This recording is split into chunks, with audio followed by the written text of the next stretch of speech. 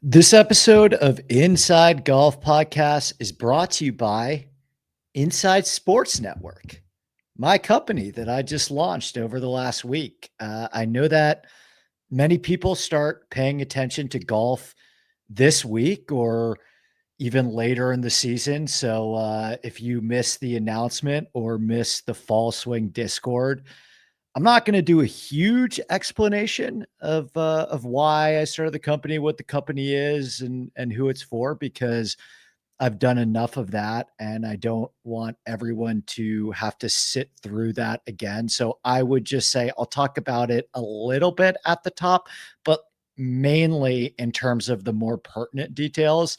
There's a link in this video to our newsletter, which is completely free. It's in the description of this video.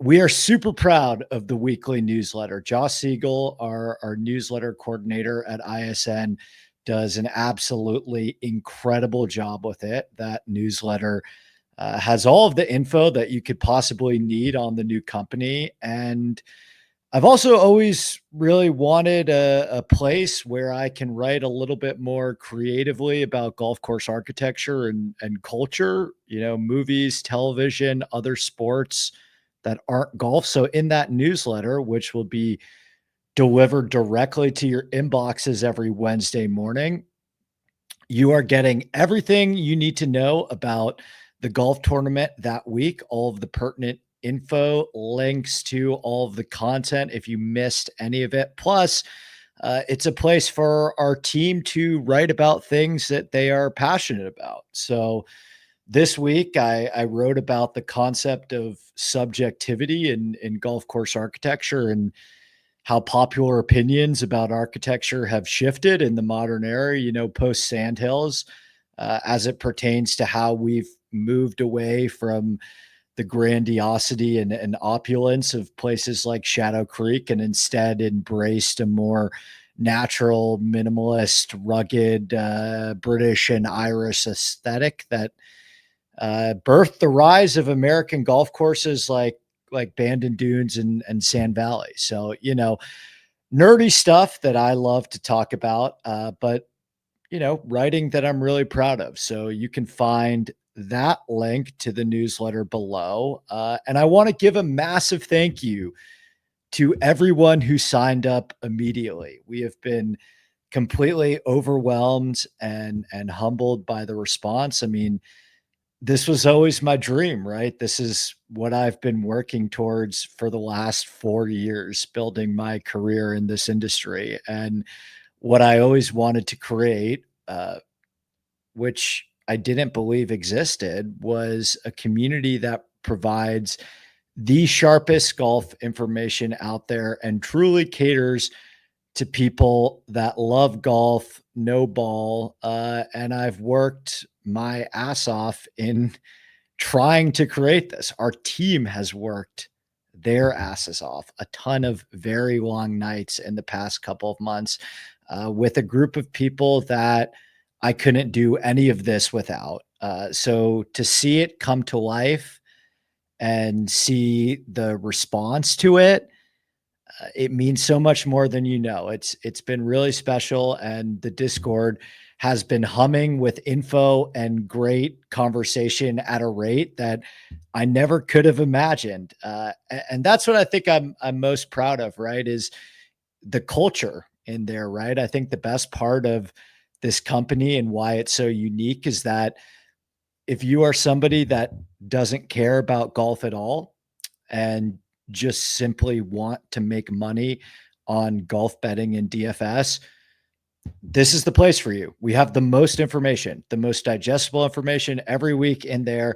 I'm writing 5,000 words on the golf course, the DFS slate, who to bet, answering questions in there 24/7. I mean, the people in that Discord also are really sharp too. Like the level of conversation. I've always known that about my listeners. I mean, anyone that's grinding through podcasts where I'm talking about agronomy sometimes for 20 minutes, really understand it and get it and know their stuff. But in terms of just the pure information side and the pick side, we're incredibly confident about what we are providing, right? But then on the other hand, if you are just like, you know, I really fucking love golf and I really love playing golf and watching golf and talking about golf and architecture and traveling to see new golf courses, all those things that I am super passionate about outside of the betting and DFS stuff. This is also the place for you, right? Everyone I hired at this company is a certified golf guy. And that's what I wanted to do differently, right? Because you can really tell when somebody is doing golf content and they don't play the game or understand the game or love the game. It's quite easy to tell, just the way that the golf courses get talked about and the way that the modeling of the golf courses get talked about, and I did not want that at this company.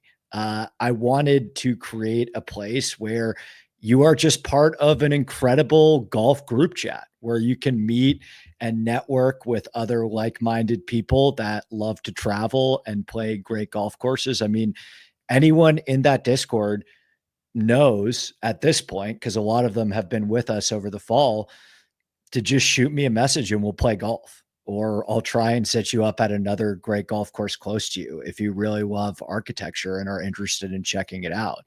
I mean it 100% when I say this. This community I treat like family, and anyone that wants to be a part of it, you will be treated like family. And I've already set up some fun golf games at some great golf courses for some of our members. Events are going to be a huge thing for us in the future. That's something I'm really excited about to get going in the fall. Fall of this year, probably a lot more in the winter and spring of next year. And that is a huge part of what I wanted to create, is that this is a place for the absolute golf sickos, people that just really care about making money and gambling. Um, Even if you don't give a shit about golf, we have the best information. If all you care about is golf and you want to talk golf and watch golf and travel to play great golf courses and everything in between, uh, at what I believe is a really incredible price, this is the place for, we made it $20 cheaper per month than where I was previously working.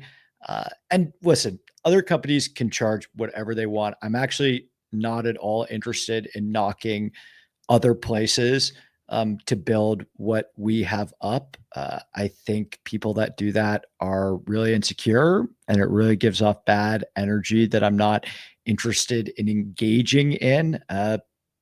Because, if you're really confident in what you are doing, then why do you care what other people are doing or charging? Just let people choose. There's more than enough golf people to go around.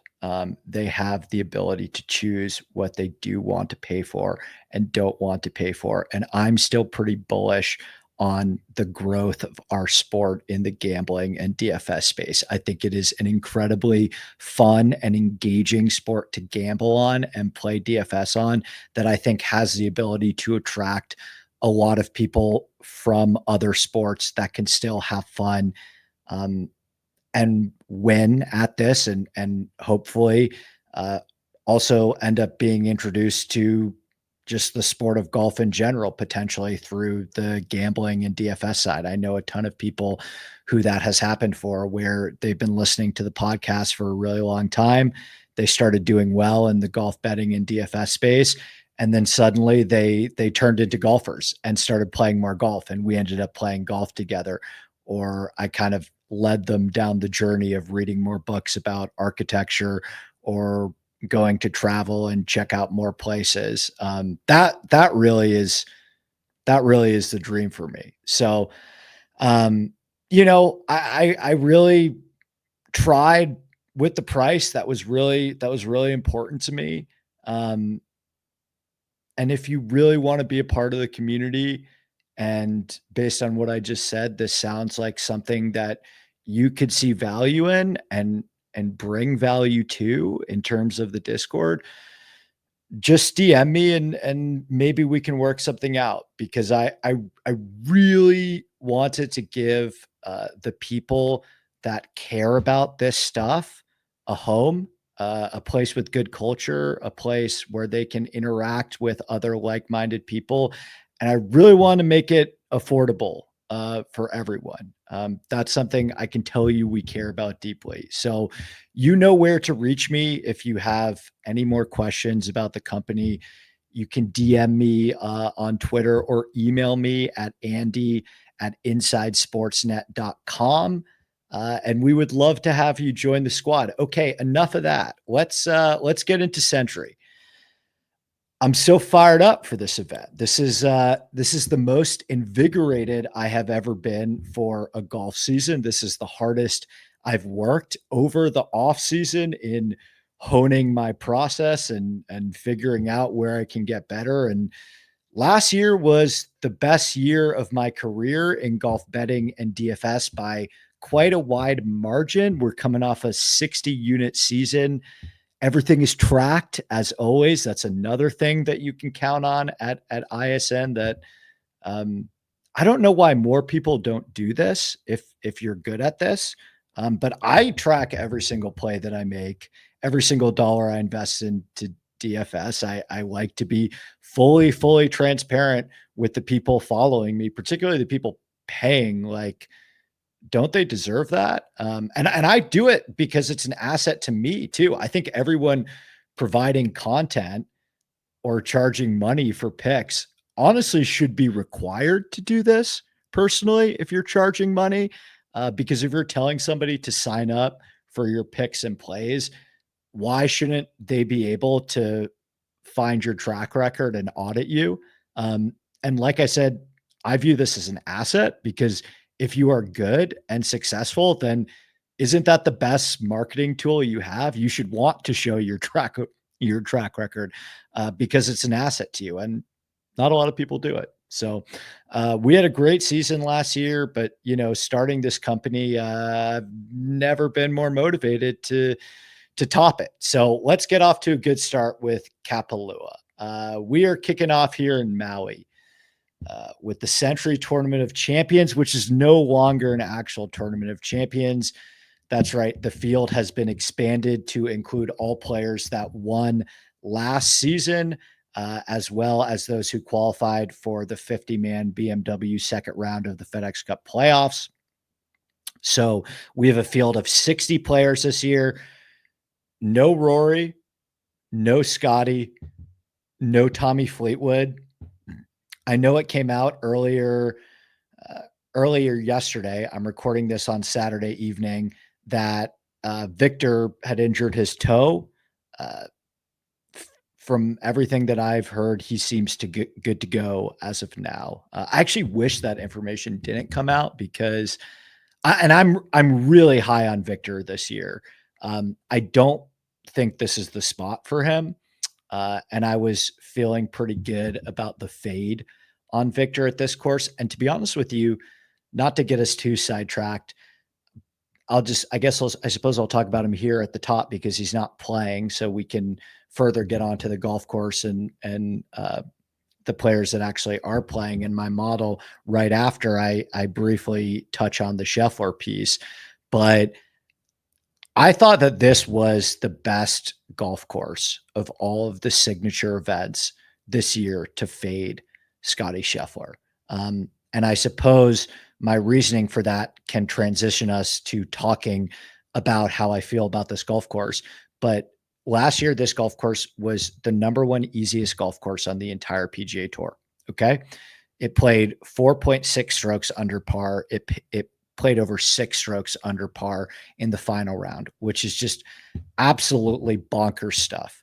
Chris Kirk won at 29 under par. Sahith Theegala finished second at 28 under par.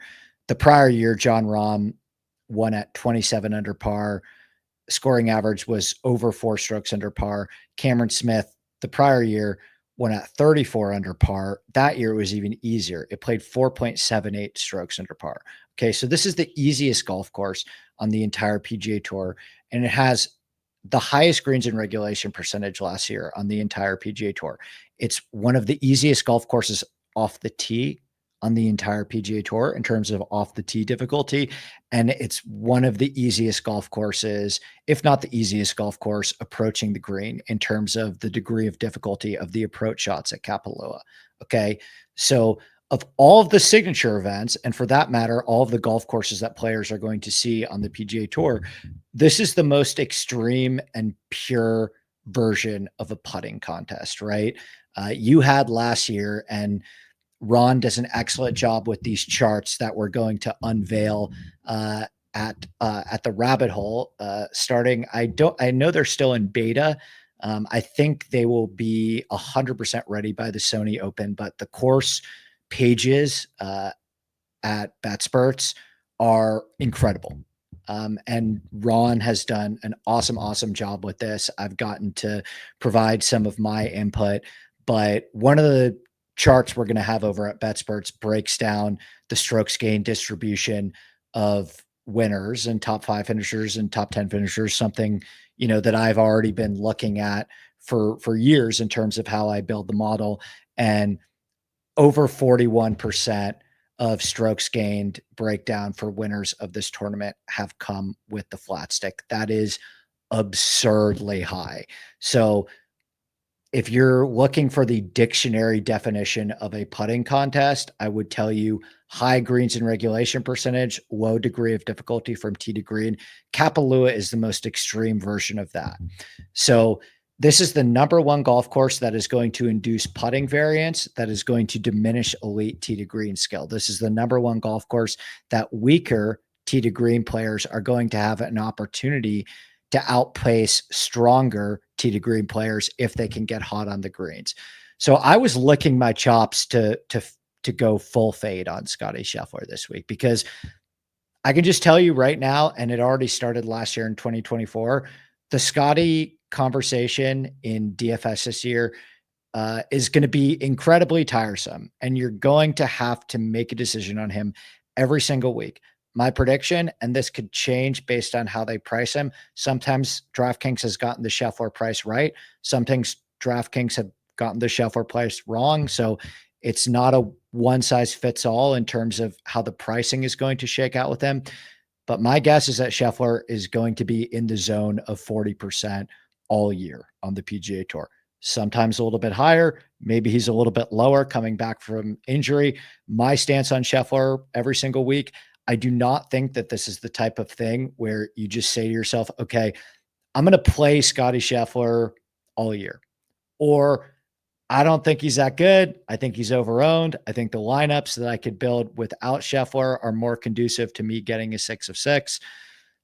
I don't think that you should play by the same set of rules all season. I think it's a very case by case it's a case by case basis for Scheffler based on the golf course that he's playing. And there's going to be certain golf courses on the PGA Tour, just a few off the top of my head: Augusta National, TPC Sawgrass, Bay Hill, Muirfield Village.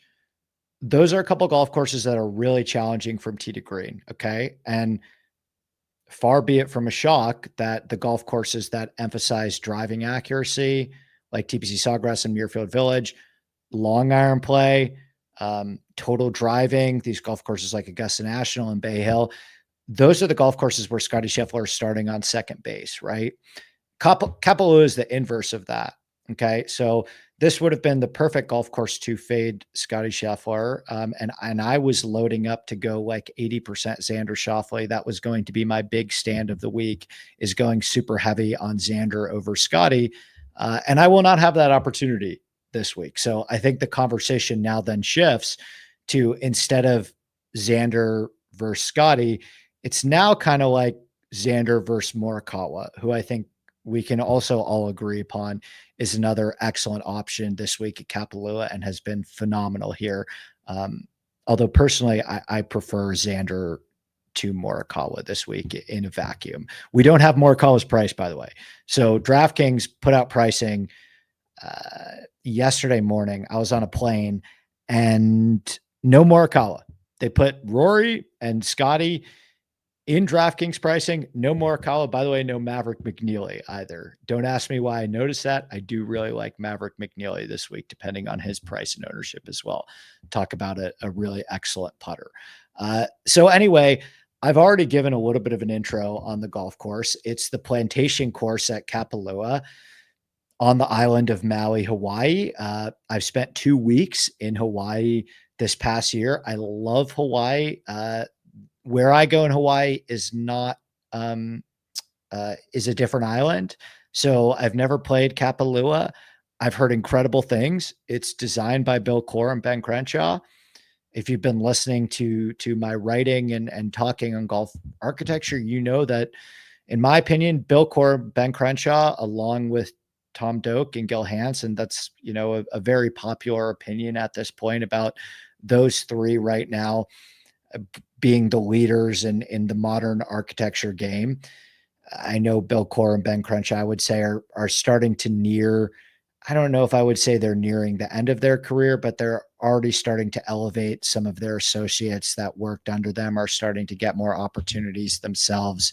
And I think the Bill Core, Ben Crenshaw coaching tree, from what I expect, has been really, really strong. There's actually a golf course designed by James Duncan, one of the Bill Core and Ben Crenshaw associates, called Brambles out in Northern California, that I'm going to check out in a couple of weeks, and I'm super, super excited for. But, Bill Core and Ben Crenshaw are two of the greatest.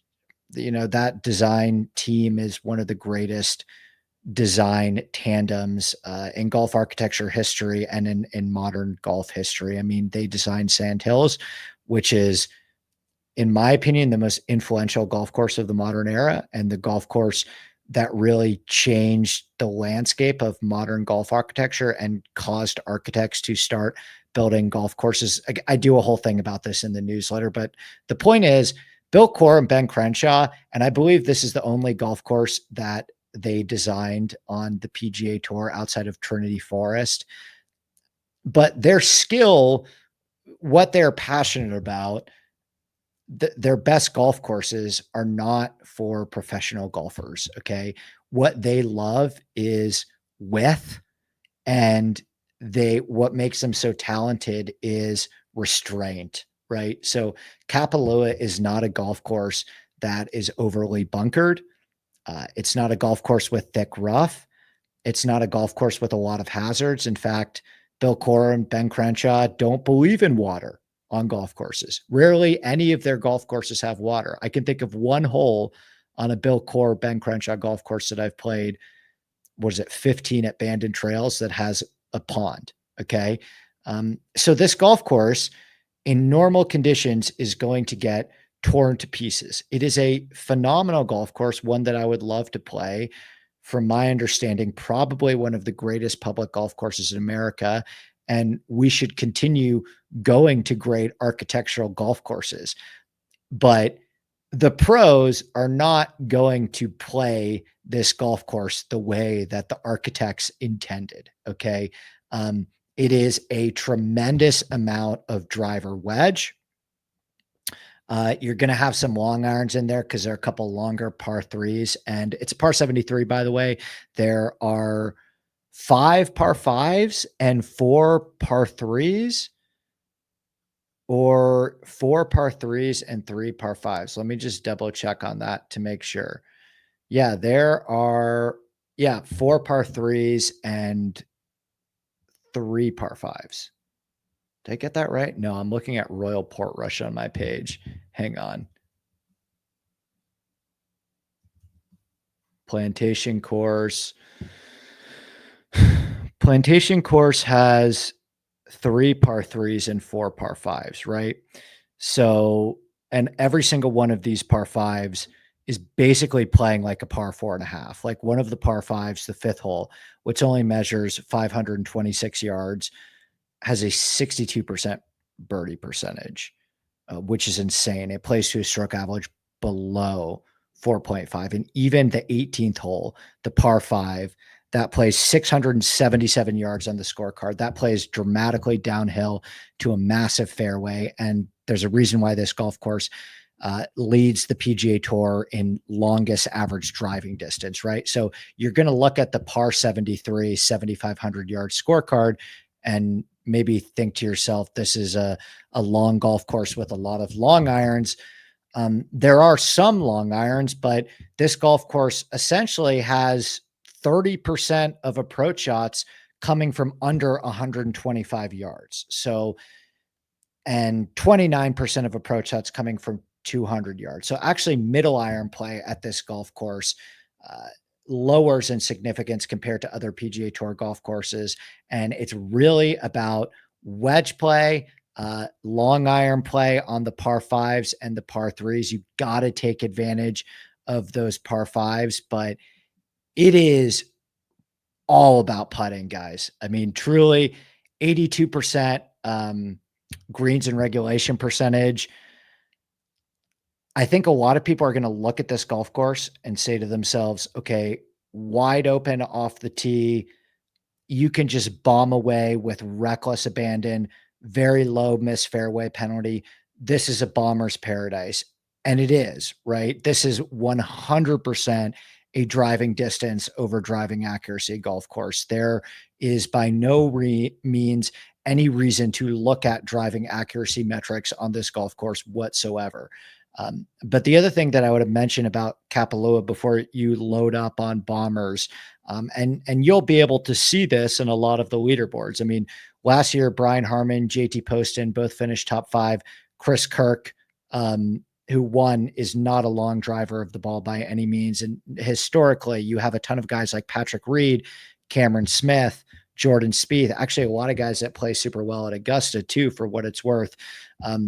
But the reason why a lot of these players, like I mentioned, Cam Smith and Patrick Reed, who the weakest aspect of their game is power off the tee, is because it is so easy on this golf course to make up for substandard driving on the greens, right? So, yes, does John Rahm have an advantage over Cameron Smith on this golf course if he has 150 yards in to every green and Cameron Smith has 170 yards in to every green?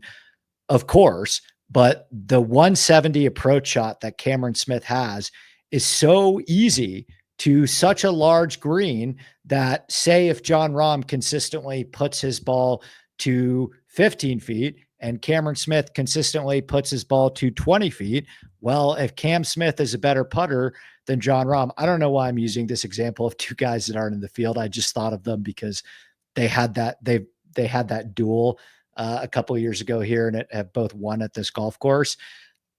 But the point is, even if Cam Smith is at a little bit of a disadvantage off the tee, if he's a better putter than John Rahm, he is still going to have such an easy opportunity to catch John Rahm on the greens, right? So I have a below average weight this week on driving distance on off the tee in general, nothing on driving accuracy. I looked at driving distance a little bit just as, more of a luxury than a necessity. But at the end of the day, I am super, super overweight on putting. I'm looking at slow green putting. I'm looking at Bermuda putting. I'm looking at putting from 5 to 15 feet. I mean, that's how I'm looking at lag putting. These are really large greens, and short game is pretty easy here. And, with an 82% greens and regulation percentage, I would not recommend valuing short game whatsoever. Even the worst iron players aren't going to miss a lot of greens at this golf course. And if they hit poor iron shots, the greens are so large, measuring almost 9,000 square feet in size, that they're just going to have a lag putt more often than a chip, and they should be able to make up for it with their lag putting over their chipping. I would much rather have you be an elite lag putter at this golf course than I would have you be elite around the greens. Okay. So the name of the game this week is putting, putting, putting, putting. Okay. I think this is a golf course where not I think, there's the numbers would say And I break this down far more extensively in the article in terms of the numbers and the stat categories, as you'll see with this Sunday podcast. The main goal of it is to keep it relatively on the shorter side. I'm going to make an effort to keep every single one of these under an hour, unless I have a lot to talk about at the top. But really just run through the essentials and the basics of the golf course, the top 20 players in my model, who I'm leaning towards. If you want the far more in-depth, the really good stuff, hop in that Discord, join Inside Sportsnet, where we break down the golf courses pretty extensively in the written articles as well. So it's putting, putting, putting at this golf course. I mean, that would be the number one bottom line thing that I would say you want to focus on at Kapalua. And I do think that this is the number one signature event on the PGA Tour where you can see a long shot winner. I'm not just saying that because Chris Kirk won here last year at 140 to 1. We've had the top of the board find a tremendous amount of success at this golf course as well. But this is the number one signature event that is most conducive to putting and putting variance and being able to completely make up for substandard tee to green play with putting. So, for example, I love Xander Schauffele this week. One of the reasons why I love Xander Schauffele this week is because Xander Schauffele is a top 5 putter in the world. Okay. He's obviously won at this golf course in the past. He's an incredible ball striker, but he's one of the best 5 putters in the world as well. So I was considering, particularly if Scheffler was in the field, I considered a Xander single bullet this week just because I love the course history. He's played great here in the past, and he's such a great putter. So I trust him to be able to get to 30 under par on the strength of his putter. Okay. And keep up with your Denny McCarthy's or your Chris Kirk's or your Maverick McNeely's or your Wyndham Clark's. The reason why I'm not going to bet Xander's single bullet, and I would only have done it if Scheffler was still in the field, right? Because I have no interest in betting Xander. My buy number on Xander this week with Scheffler in the field was 8 to 1. And I think I would have gotten that, to be honest with you. He was, before Scheffler withdrew, he was like plus 650, 7 to 1 on Caesars. And that's before a competitive market formulated, right? So I think I would have been able to get an 8 to 1 on Xander, but I ultimately am choosing not to because I think this is a good opportunity at signature events. And trust me, there are going to be weeks at these signature events where I tell you, hit the top of the board. If the right opportunity, I really hate betting golfers under 7 to 1. Like if I'm going to do a single bullet, I really try and get them at 7 to 1 or in that 8 to 1 range. There's going to be weeks I'm going to come on here and tell you, like, yeah, this is a Scheffler week. Okay. His advantage at this golf course is wild. And I don't think you're insane for betting him this week if you can find yourself a somewhat fair number. This is the signature event where I would tell you, and it, obviously I'm still quite high on Xander. He could wipe out the field here, but this is one of the signature events where I actually think there is some logic in taking some shots down the board. And the betting card that I'm going to build, I like a guy in the 20s. And then, there's some guys 45, 50 plus, even around 100 to 1 that I am huge fans of this week as well. So let's take a quick break for our podcast listening audience, and then we will finish up with the model. Okay, we are back. So to run through my model and to see the entire model and the statistical breakdown, you can head on over to betspurtsgolf.com, code inside golf. The course pages, as I mentioned, this off season that have been added are pretty incredible. So this is as good of a time to sign up as ever, and code inside golf gets you 25% off. So, you can get all of the inside sports network stuff, the Discord, the articles, the content, and then what I believe to be the most comprehensive data site on the internet for a grand total of like a lot less than, you know, and a lot of other places, right? But with the Inside Golf Code, it's 25% off a already one of the cheapest places on the market. So for all a lot more on the data, you can go to betspurtsgolf.com. But let me give you the top 20 in my model so you can get the highlights here. Number one, Xander Schauffele. For what it's worth, Xander was number one in my model before Scotty withdrew. Okay. So because of my emphasis on putting this week, I again, I thought Xander, this is as likely as an opportunity for Xander to outplay Scotty Scheffler based on the course fit. Without Scotty Scheffler in the field, I think that Xander is clear and away the favorite for this week. I think that he should be my fare on Xander without Scotty is around 6 to 1, 6-ish to 1. And I would put Morikawa second at closer to 11 or 12. Okay. So I think there's some people that would probably argue that it's neck and neck between Xander and Morikawa here. My numbers wouldn't particularly agree with that. I think Colin's a phenomenal option. He's fifth in the model.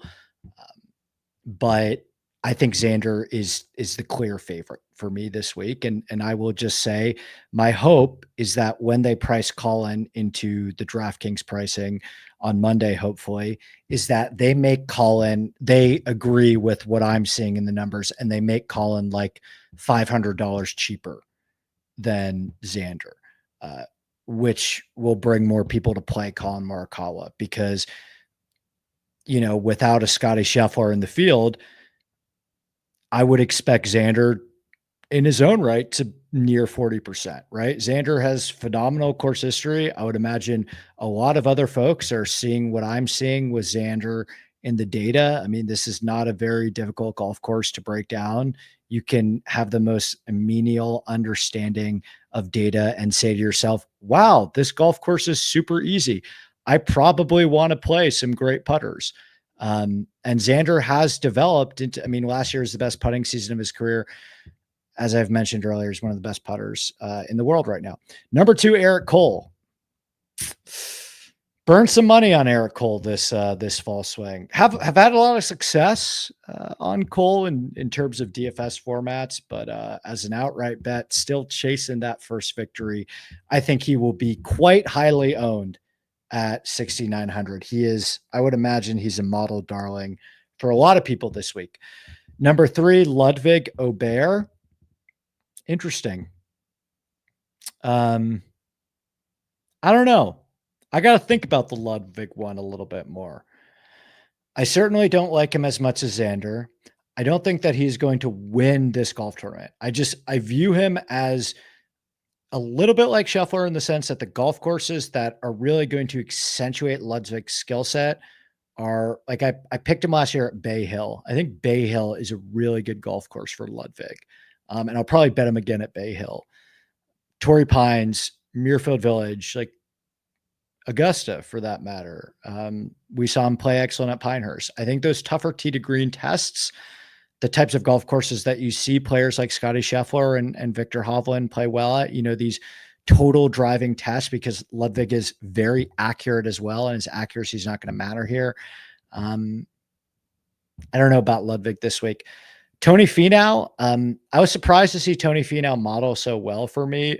I would throw some caution into the wind. He is coming off an injury. You know, he did not play the Hero World Challenge or the Hero, and that is because he was nursing some sort of injury. So this is going to be his first competitive action, I believe, since the President's Cup. So might be a little shake the rust off situation from our guy Tony Finau this week, but I do think this is a good golf course for him. He's one of those interesting players. There are a couple guys like this. I'm trying to think of another example a little bit farther down the board. You know who else is like this? Is Jonathan Vegas.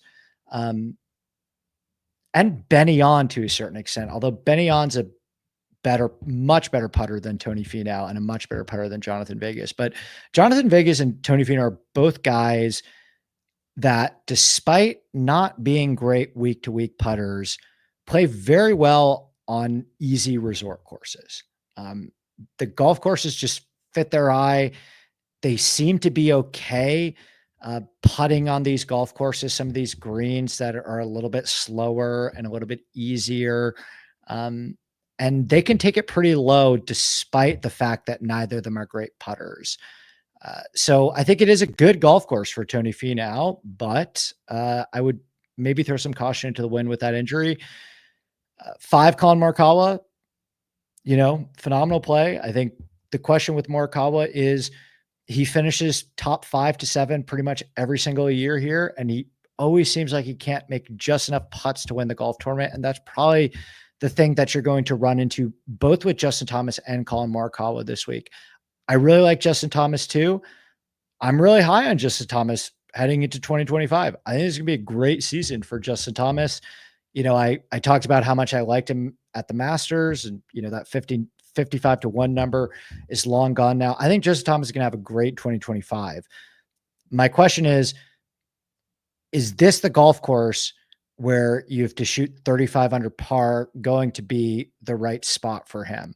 And my answer to that is probably no. Now, I know Justin Thomas has won this event twice, but the two things that I would keep in mind is that one of the years that he won, it was crazy, crazy windy, and he won that tournament at 14 under par. Okay, so it was not anything like we're going to see this week. By the way, looking at the weather right now, it's pretty calm. No reason that it shouldn't be in the 30 under zone. Okay. And the other year was a little bit, I think he won at 25 under par. Okay. And JT has played well on Birdie Fest in the past. It's not that he can't win a golf tournament at 30 under par. He has actually won multiple tournaments, I believe, at 26, 27 under par. He is still putting very, very poorly right now, including at the Hero, where he was lighting the world on fire on approach. So I think my stance with both Colin and Justin Thomas, I'm not going to bet either of them outright this week. I think they may be the players with some of the highest likelihood outside of Xander to finish top 10 this week. So you can interpret it how you will in DFS. I think they are one of the safer plays on the entire board to finish highly, but I don't think that they possess the same win equity as Xander Schauffele based on his putter in this event. Let's move down a little bit quicker through these next guys. Sung Jae, Benny On, Taylor Pendrith. I love all three of them. Benny On is my official pick to win. The Discord already knows quite well how much I've been raving about Benny On. I promised the guys I wouldn't give away too many of the goods in these Sunday pod previews, but I always like to give the listeners like my favorite early lean, which has been a staple of the pod. And maybe I can save some of, the sneakier DFS plays for the subscribers, but I just can't help myself on Benny On this week. I think this is such a phenomenal golf course for him. And he has, hopefully, riding high with some confidence. He broke through on the DP World Tour at the Korea Championship in October. It doesn't really feel like him going back to back because that happened a couple months ago on a different tour. But I love the confidence that he probably must be feeling right now. I think that this is a guy that can contend at major championships. I remember I watched him at the Masters this year in person, and his ball flight, like, he hits the ball like Rory off the tee. I mean, he hits a toweringly high draw, which is why I think in the future, although it hasn't, well, I think he played well. Yeah, definitely, because I played him. But I think Benny On is like a great long shot Masters bet. I think he's a great long shot Oakmont bet. I think he's a great long shot Quail Hollow bet. I think that he is like equally suited for hard golf courses as he is easy golf courses, but he murders the ball off the tee. He finished 4th here last year, so I don't want to hear it about him not being a good enough putter. He shot 28 under last year and missed a lot of makeable putts. Okay. And so, Of course, I have those same concerns about Benny On that I did with Colin Morikawa and Justin Thomas, where can they make enough putts to win the golf tournament? I think the difference is with Benny On, hopefully I'm getting 45, 50 to 1 as opposed to playing, 12 to 16 to 1 with JT or Colin Morikawa. But he finished fourth here last year. He's a great long iron player, a streaky putter. Like he's got some putting upside. Um, I think Benyon gets it done this week for his first PGA Tour victory. I really do like Sungjae here for what it's worth. Like I think Sungjae on Birdie Fest makes a tremendous amount of sense. Golf courses that he's won at like the Shriners before. He is a guy that I trust with his putter to get to 30 under. So I love Sungjae.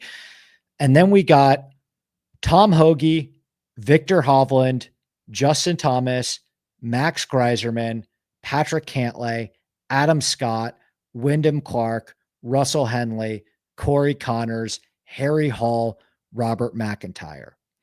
And one of the things that I wanted to look at, and I'll pull this up on the rabbit hole right now. I'm not going to try and do the screen sharing thing yet. Okay. I'm going to ease my way into this YouTube thing. The great part about Inside Sportsnet, and this is another, we have so much free stuff too. We're going to have 7 shows a week on our YouTube channel. Actually 7, 6 free, 1 behind the paywall, our patented Wednesday night stream where all the craziness happens. But there's going to be another podcast every single Sunday night with Boston Capper and Twitterless Steve, also talking about the golf course. That's going to be a lot more visual and a lot more recap of last week. This podcast is basically just going to be me talking for 45 minutes about the broader thoughts on the golf course, my model, and my early leans.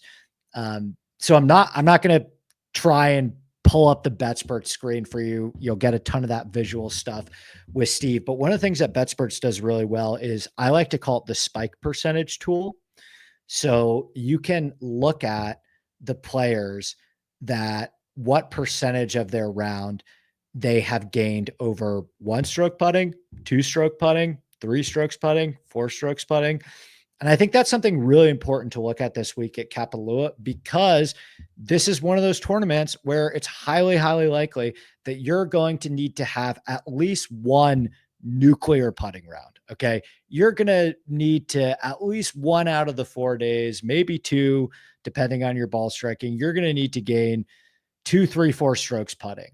So what BetSperts shows is the amount of rounds, the percentage amount of rounds that you gain over 3 strokes putting. And so that is something I'm looking at here right now, where if you gain over 3 strokes putting in a round, unless you have horrendous ball striking, you're going pretty low. Okay. It's not easy to do. Like the leader in this category is at 12%. Okay. So a really, really good putter is doing this 6 or 7 times out of 100 rounds.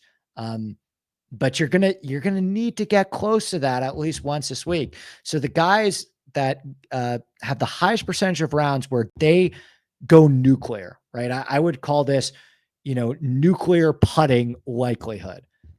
Max Greiserman, number 1 by a mile.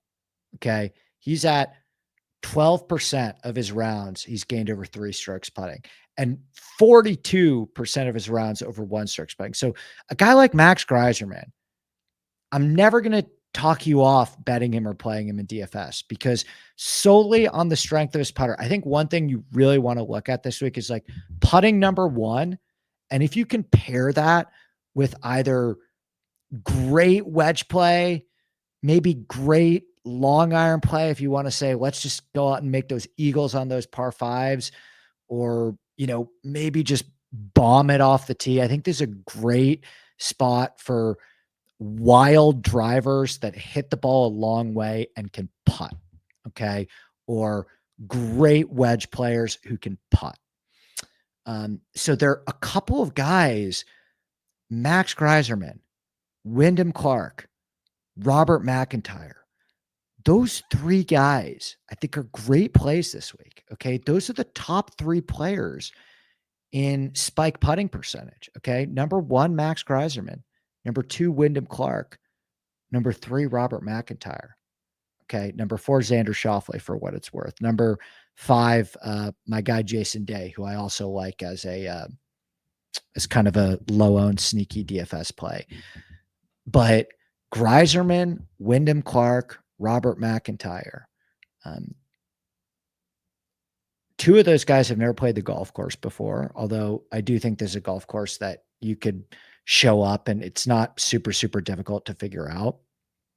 Wyndham Clark played it last year and he wasn't great, but I think those guys all in the 8K range, along with Benny, who's also in the 8K range. I think just to give you a peek into my lineup construction of a lot of what I'm thinking about would be, Xander, skip the 9s and 10s entirely, and then go pretty heavy on that Benny on, Robert McIntyre, Max Grazerman. And now this can all change with ownership, right? That's the beauty of being a part of the Discord is, these pods tend to do well and maybe some of these guys, maybe Benny on becomes crazy chalk this week. Okay. Maybe the guys I just talked about are all significantly more owned than their peers, and there's a lot more leverage and upside in building an entirely different way, right? I didn't talk about Patrick Cantlay, but I like Patrick Cantlay a lot this week. I'm super high on him as a bounce back here, and he's played great at this golf course in the past and is a really, really awesome putter.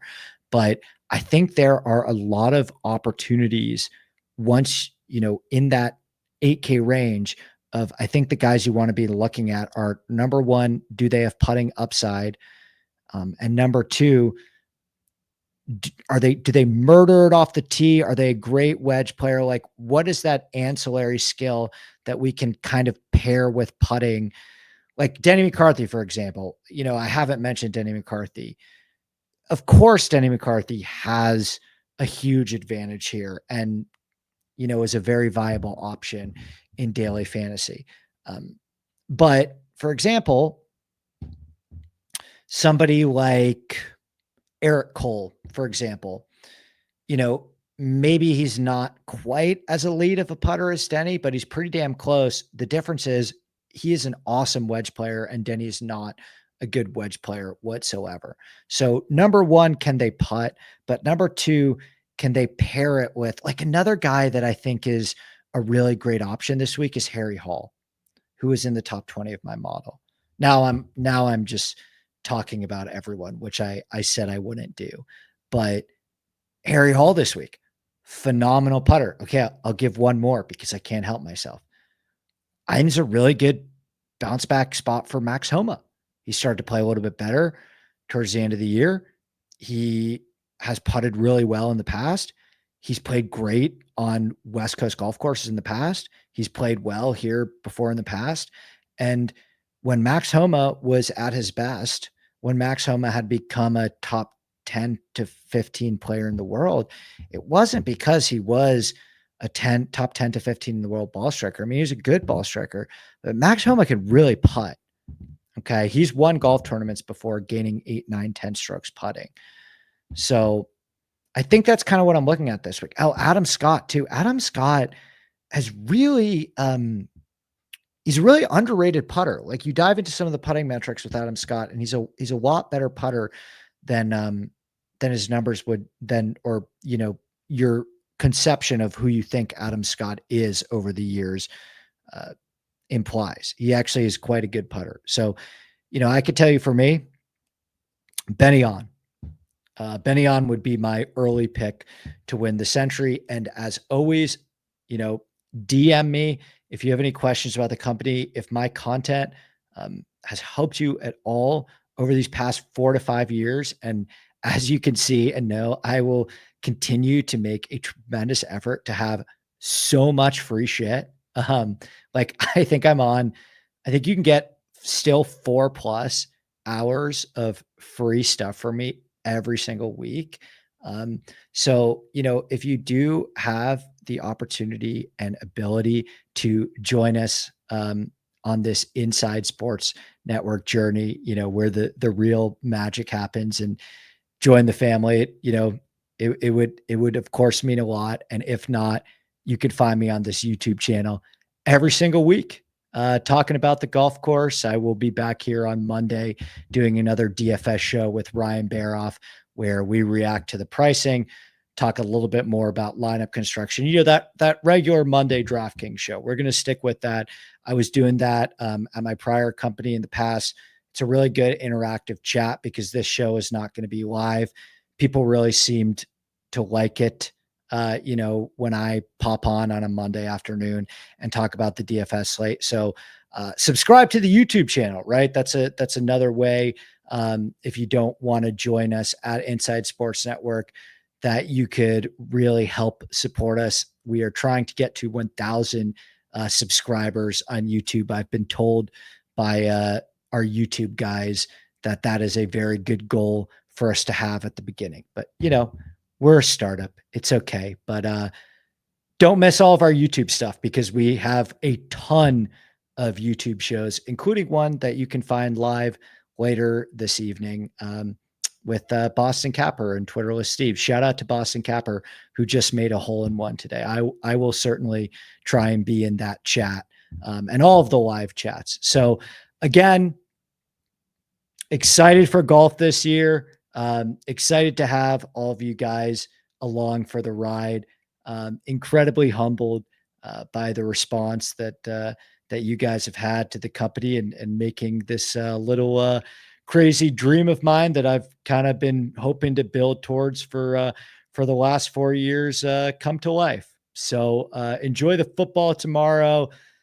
I'm so fired up for golf this year. We get it prime time on the West Coast, and I will see you guys back on this YouTube channel or podcast feeds on Monday. Cheers.